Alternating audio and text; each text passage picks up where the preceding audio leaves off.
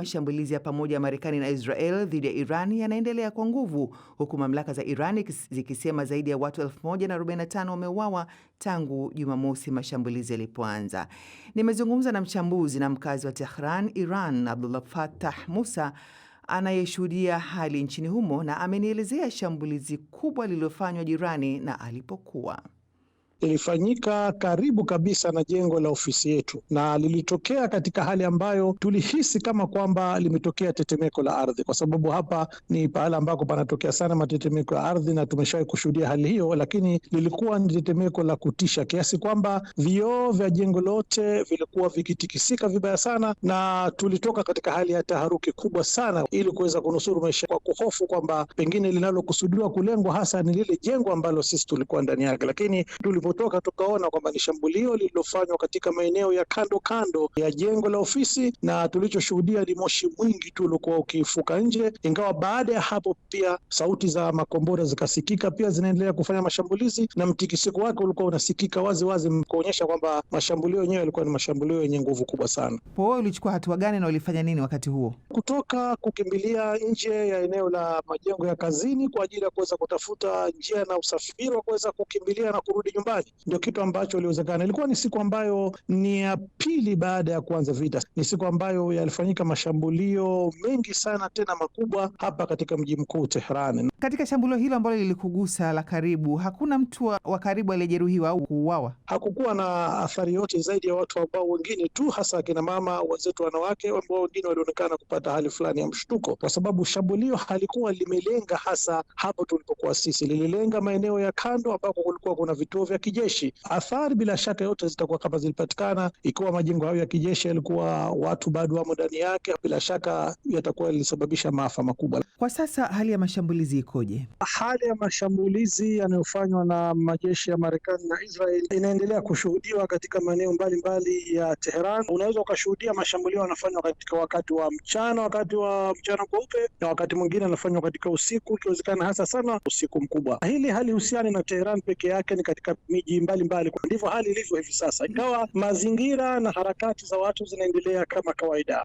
Kila baada ya kumalizika wakati wa kuingia magharibi, watu wanapomaliza kufuturu, wamekuwa na utaratibu wa kumiminika mabarabarani na kusanyika kuomboleza, na hali hiyo inayoshuhudiwa katika miji mbalimbali ya Iran. Wanasoma dua na vile vile wanatoa kauli mbiu mbalimbali za hamasa kutangaza uungaji mkono wao kwa kiongozi mkuu aliyeuawa Ayatullah Khamenei, kulaani Marekani na Israel na kutangaza msimamo wa kwamba watasimama mpaka damu yao ya mwisho kukabiliana na vita hivi ambavyo wao wenyewe wanaamini kwamba ni vita vya kidhulma ambavyo vimeanzishwa dhidi ya Iran. Maeneo gani ambayo yanalengwa sana na mashambulizi? Inavyoonekana kwa sehemu kubwa sana maeneo ya kijeshi ndio ambayo yanalengwa katika mashambulizi hayo, na hayaishii katika upande wa vikosi vya ulinzi tu kama ni jeshi lenyewe au jeshi la walinzi wa mapinduzi, lakini hata vituo vya jeshi la kujitolea ambalo linajulikana kama jeshi la Basiji, na hali kadhalika katika vituo na maeneo mbalimbali muhimu ya polisi. Lakini mbali na sehemu hizo ni kwamba kama ambavyo siku ya kwanza ilishuhudiwa kwamba skuli ya wanafunzi wa msingi ilishambuliwa katika mji wa kusini wa Iran, Minab. Mfano wa hilo ni shambulio ambalo lilifanywa juzi katika eneo la mzunguko wa Azadi ambalo ni eneo maarufu la Iran. Kulifanyika shambulio moja kubwa sana ambalo athari zake zilitapakaa katika sehemu kubwa sana ya eneo hilo, na waathirika walionekana wengi kwamba ni raia wa kawaida, magari ya kawaida ya watu ndio ambayo yaliathirika. Na vivyo hivyo katika hospitali moja muhimu sana inaitwa hospitali ya Gandhi, katika kipindi cha siku 3 zilizopita lilifanyika pia shambulio moja baya sana, na ni hospitali ya watoto, na hata Rais Masoud Pezeshkian wa Iran amelizungumzia sana tukio hilo. Mashambulizi haya yanafanyika wakati Iran nafahamu kuna msiba wa kiongozi mkuu. Shughuli za msiba kwa ujumla zinaendelea vipi? Kihistoria utakumbuka kwamba Iran ilipigana vita vya miaka 8 na Iraq wakati wa utawala wa Saddam Hussein. Kwa hivyo kwa namna fulani kumbukumbu zile kila mwaka Iran zinakuwa zinakumbushwa, hamasa ile wa Iran wanajikumbusha. Kwa hivyo kiujumla wanachukulia suala la wao kushambuliwa na kuvamiwa kijeshi kama kwamba ni sehemu ya maisha yao na mapambano yao. Ndio unaweza kushangaa kwamba sasa hivi vita vinaendelea, lakini wananchi hawahofu. Kila siku usiku, kike kiume, vijana, wazee, wote wanamiminika barabarani, wanaomboleza, wanatoa kauli mbiu za kulaani mashambulio ya Marekani na Israeli na kumwenzi kiongozi wao. Kwa hivyo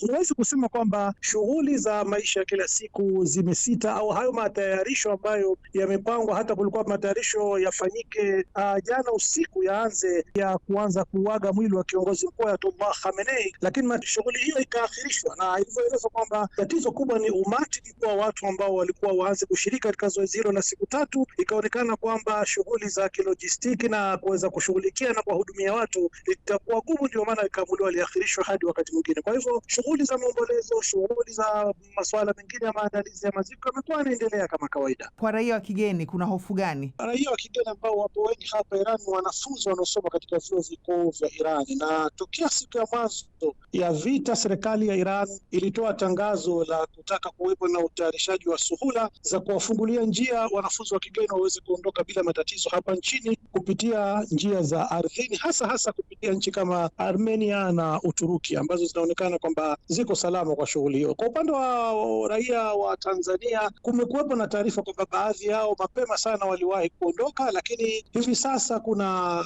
mawasiliano ambayo yameanzishwa rasmi baina ya Watanzania ambao sisi tupo hapa pamoja na ubalozi wetu ambao unashughulikia masuala ya Iran ambao uko katika muungano wa falme za Kiarabu Imarati, kwa ajili ya kuona ni namna gani tunaweza tukasaidiwa kwa ajili ya kuweza kuondoka hapa. Kwa hivyo raia wa kigeni mbalimbali kupitia balozi zao wamo katika harakati za kuondoka hapa na kuelekea kwenye mpaka wa Armenia kwa ajili ya kuendelea safari yao ya kurejea makwao. Kwa nchi kama Israel inaposhambuliwa ama kunapoonyesha ishara ya kushambuliwa, tunasikia ving'ora vya tahadhari vikilia. Sasa kwa Iran, je, kuna ishara yoyote ambayo mnapewa kama shambulio linataka kufanywa?